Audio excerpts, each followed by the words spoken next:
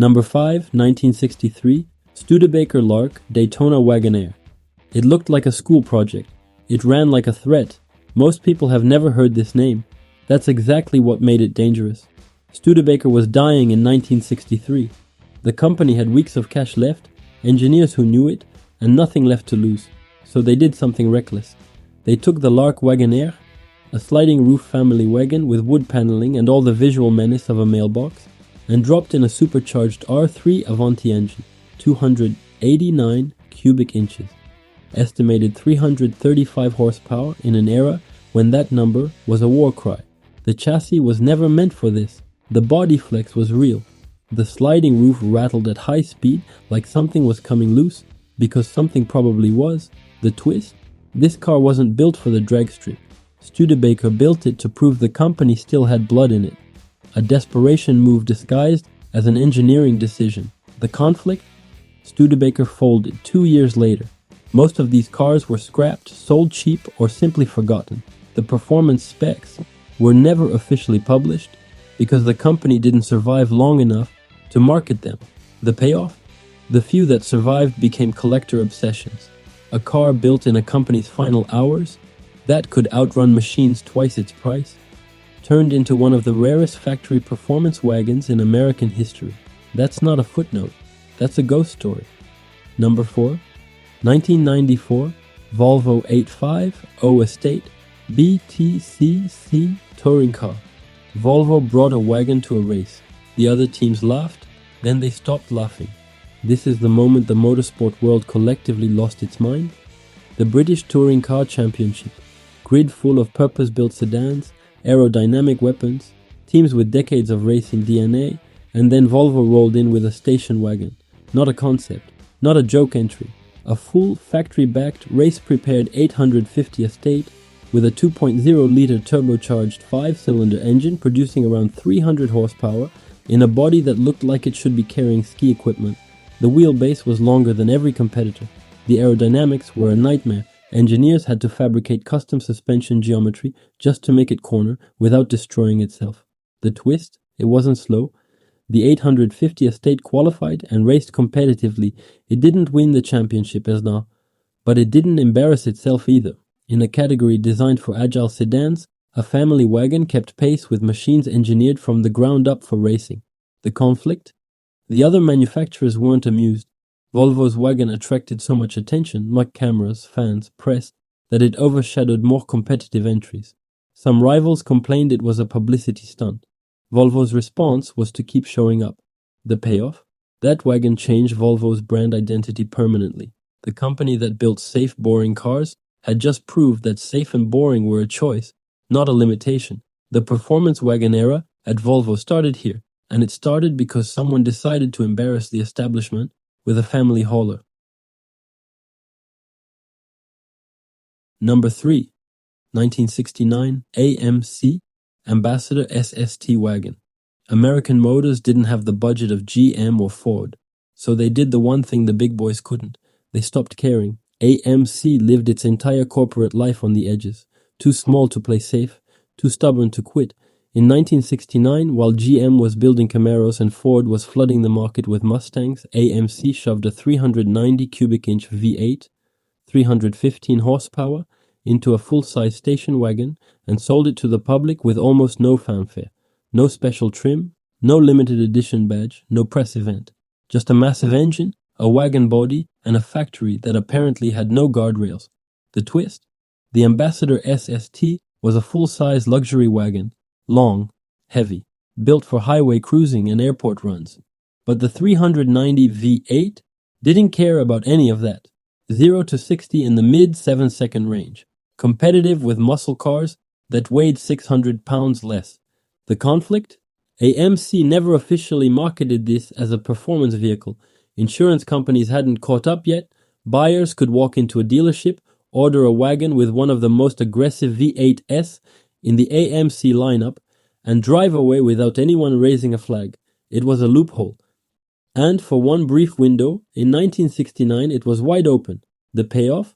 When insurance actuaries finally caught up to big block wagons, the window slammed shut. Premiums jumped.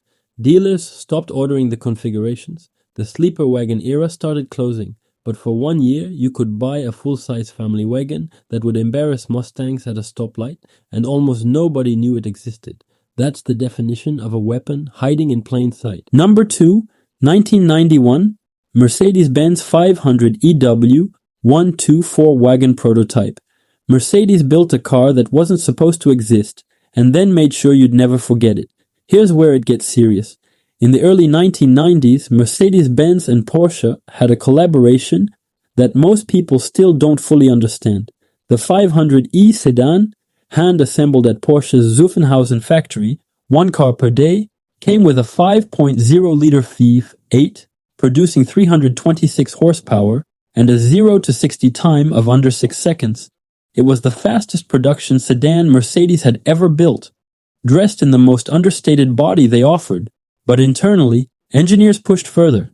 Prototypes and coach-built versions of the W124 estate body were developed, testing what a wagon variant of the same drivetrain would produce. The twist? The full production wagon never happened officially, but coach builders, particularly AMG and independent German firms, took the platform and finished what Mercedes wouldn't. V8-powered W124 estates were built in limited numbers. Some with the same 500e drivetrain, brutal, silent, factory-quality fast, in a body that looked like a diplomat's airport car. The conflict? Mercedes resisted the full factory wagon version because the brand positioning didn't support it at the time. A V8 estate challenged the idea of what a Mercedes wagon was supposed to represent.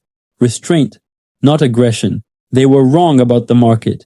The AMG estate era that followed proved it. The payoff?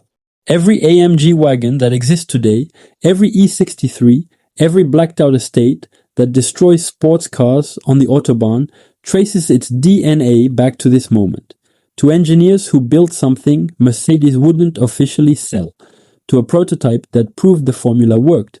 The wagon as a performance weapon, fully realized, fully serious. Number 1, 1964, Chevrolet Impala S49. Wagon. This is the one. The car that started the argument and never lost it. The muscle car era is just beginning to find its voice. Pontiac has the GTO. Ford is building toward the Mustang. Everyone is focused on 2-door coupes, bucket seats, and hood scoops. And then there's this. Chevrolet's full-size Impala SS package, super sport badging, heavy-duty suspension, performance-tuned drivetrain, was available on the station wagon body, and buyers could pair it with the legendary 409 cubic inch V8, 400 horsepower, the same engine immortalized in a Beach Boys song, in a 3-row family wagon. The twist?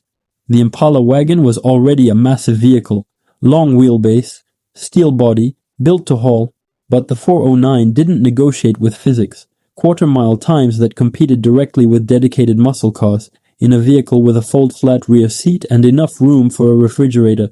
Drag racers discovered it quietly. Show up at a strip in a wagon, and the muscle car guys would start laughing before the lights went green. They stopped laughing at the finish line. The conflict? GM's own internal politics were working against vehicles like this. The corporation was already moving toward restricting engine displacement in intermediate and compact cars, the politics that would later produce the famous displacement rules. The window for a factory-built full-size, high-displacement performance wagon was closing from the inside, but in 1964, it was still open. The payoff? The 409 wagon became one of the most respected sleepers in American automotive history. It didn't win championships. It didn't get a factory racing program. It just showed up, quietly, and beat cars that had no business being beaten by a family hauler. Decades later, these cars sell for numbers that would have made the original buyer's head spin, because the car community eventually understood what those muscle car drivers first discovered at the strip in 1964. The wagon didn't need to look fast. It just needed to be fast. Speed was never about the shape. These wagons proved that the most dangerous machine on the road is the one you underestimate. Engineers understood it, racers felt it, and the muscle car owners who lost to a station wagon, they understood it too. The fastest classic wagons weren't just fast. They were a statement, and that statement still echoes.